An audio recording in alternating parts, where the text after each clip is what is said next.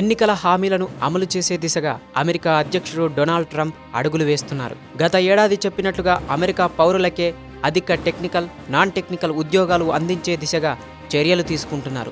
H-1B visa దుర్వినియోగం, ఇందులో అవకతవకలపై దృష్టి సారించినట్లు అమెరికా హోంల్యాండ్ భద్రతా అధికారులు సోమవారం ప్రకటించారు. ఉద్యోగాల నిమిత్తం అమెరికాకు వలస వెళ్లే సాఫ్ట్వేర్ రంగానికి చెందిన విదేశీ ఉద్యోగులకు ఇక నుంచి సమస్యలు తప్పేలా కనిపించడం లేదు. భారతీయ ఐటీ రంగానికి ఇది పెద్ద సవాల్గా మారనుందని ఐటీ నిపుణులు చెబుతున్నారు. అమెరికన్ కంపెనీలు స్థానిక కంపెనీలకే ప్రాజెక్టులు ఇవ్వడం మొదలు పెడితే భారత ఐటీ ఇండస్ట్రీకి తీవ్ర నష్టం వాటిల్లుతుంది.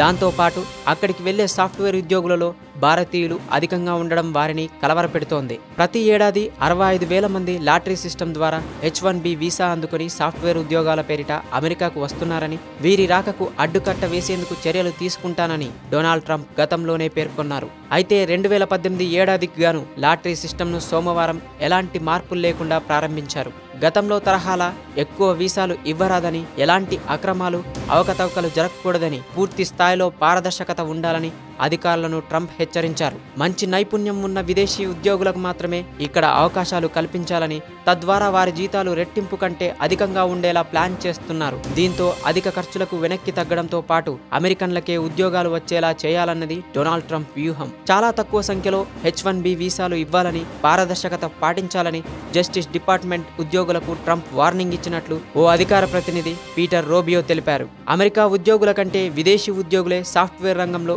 ఇక్కడ పనిచేస్తున్నారని, అందుకే ట్రంప్ ఈ విషయంపై కసరత్తు చేస్తున్నారని వైట్ హౌస్ ఓ ప్రకటనలో తెలిపింది.